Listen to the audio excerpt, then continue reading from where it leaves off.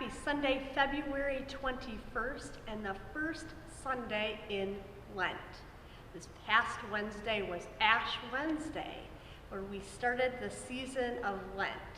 That's the 40 days starting Ash Wednesday between Ash Wednesday and Easter Sunday.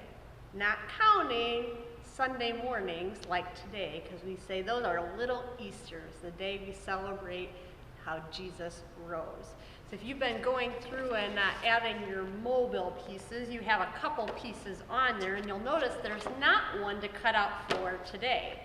There's just a special little devotion inside that has kind of a special little song or prayer, and that's because we want you to focus in on what we are talking about for our Sunday school lesson on today, Sunday. So we'll get a little break on Sundays, and the rest of the week we continue to add our devotions and pieces to our mobile. We're looking at, for God so loved the world that he gave his only son, and today we learn about a guy named Naaman. He's in the Old Testament in 2 Kings chapter 5. So take a look at that. He was a commander in the army of Aram, and in his house there was a servant girl from Israel.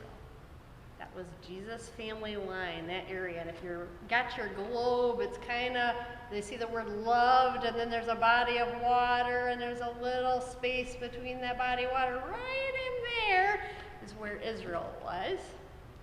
And Naaman, not being from Israel, he had a disease, leprosy, a skin disease. And this young servant girl told her master, Naaman's wife, hey, I bet if he goes to Israel, I bet if he talks to the prophet Elisha, who follows the one true God, I bet he could be healed.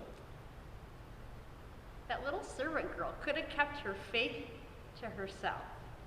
But instead, she knew that God, the one true God that she served, the God of Israel, was a God of healing, was a God of love.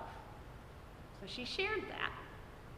Sure enough, Naaman hears about this great thing and gets his excused absence from work, gets his king to send a letter to the king of Israel so that he can enter the nation peacefully, seeks out the prophet Elisha, and just tries to find some peace. Well, Elisha tells him, if you go into the Jordan River, we've heard of that river, that's where Jesus was baptized. You go into the Jordan River and clean and wash, you'll have healing. Naaman isn't so sure about that. He says, that Jordan River's pretty dirty. My homeland has all of these great, much more powerful rivers. If I was going to take a bath in one, I'd be better off over there. His servants continued to encourage him, saying, you may think you have it figured out. But remember, God made us and he loves us. Maybe you ought to try what this prophet Elisha says. So finally he agrees, takes a bath in that water, and surprise, surprise, he's cured of his leprosy. When he's cured of his leprosy, he says this. When Naaman and all his attendants went back to the man of God, he stood before him and said, now I know that there is no God in all the world except in Israel. Wow. Because one little person was willing to share their faith, he came to know the one true God. But the God that we serve is a God of love, a God of healing. Jesus eventually came from that family line of Israel, and through him, he came to save the people of Israel, save those descendants that we talk about, Abraham, Isaac, Jacob, Joseph, all those people we talked about. He came to save them, but he came for more than just that little teeny tiny area of the world. He came for the whole world, for not just that time period, for all generations, for you and for me.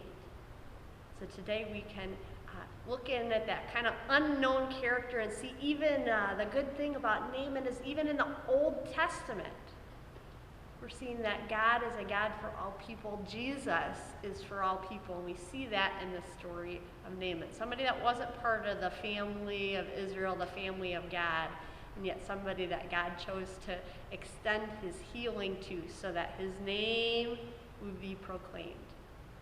Well, there's some great activities. If you head onto our website, there's a little special Bible bio on Naaman, a little fun craft activity on seeing spots, and take a dip, a little science experiment to try at home with some pepper and some dish soap this week to help us see kind of the good news.